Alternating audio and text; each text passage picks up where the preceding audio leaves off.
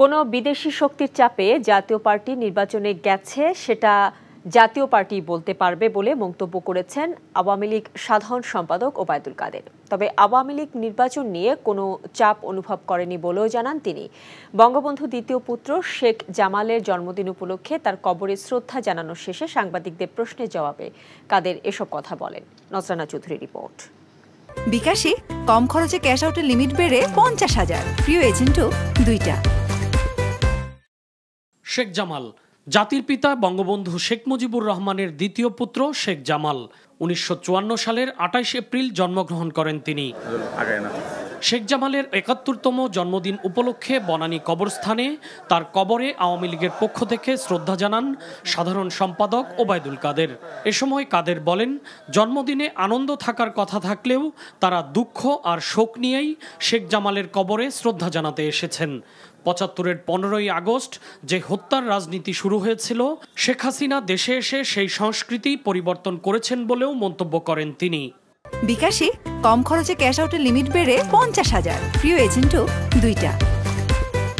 শেখ হাসিনা এসেছেন বলে হত্যা, ষড়যন্ত্রের রাজনীতির বৃত্ত থেকে বেরিয়ে আসতে পেরেছে।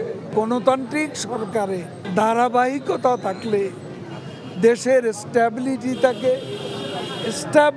থাকলে দেশের উন্নয়ন। কাদের বলেন, বিএনপি সহ একটি গোষ্ঠী আছে যাদের কাছে দেশের উন্নয়ন অগ্রগতি চোখে পড়ে না। গত জাতীয় সংসদ নির্বাচনে সরকারের পক্ষে 3টি দেশের সমর্থন ছিল। জাতীয় পার্টির চেয়ারম্যান জিএম কাদেরের এমন মন্তব্যের বিষয়ে সাংবাদিকরা ওবায়দুল কাদেরের দৃষ্টি আকর্ষণ করলে তিনি বলেন, এ বিষয়ে জাতীয় পার্টি ভালো বলতে পারবে। 3 বিদেশি শক্তির চাপ, সে চাপটা তিনি অনুভব করেছেন কিনা আমরা জানি না। তাদের জন্ম তো বন্দুকের নল। ফ্রি অ্যান্ড ফেয়ার ইলেকশন হয়েছে, এখানে কোনো বিদেশি শক্তির চাপ ছিল, আমরা কোনো চাপ অনুভব করিনি। তিনি কোন কারণে কার চাপে ইলেকশনে এসেছেন সেটা তাকেই পরিষ্কার করে বলতে হবে। যে কোনো মূল্যে রাজনৈতিক স্থিতিশীলতা বজায় রেখে দেশের উন্নয়ন অগ্রগতি অব্যাহত রাখা হবে বলেও জানান আওয়ামী লীগ সাধারণ সম্পাদক।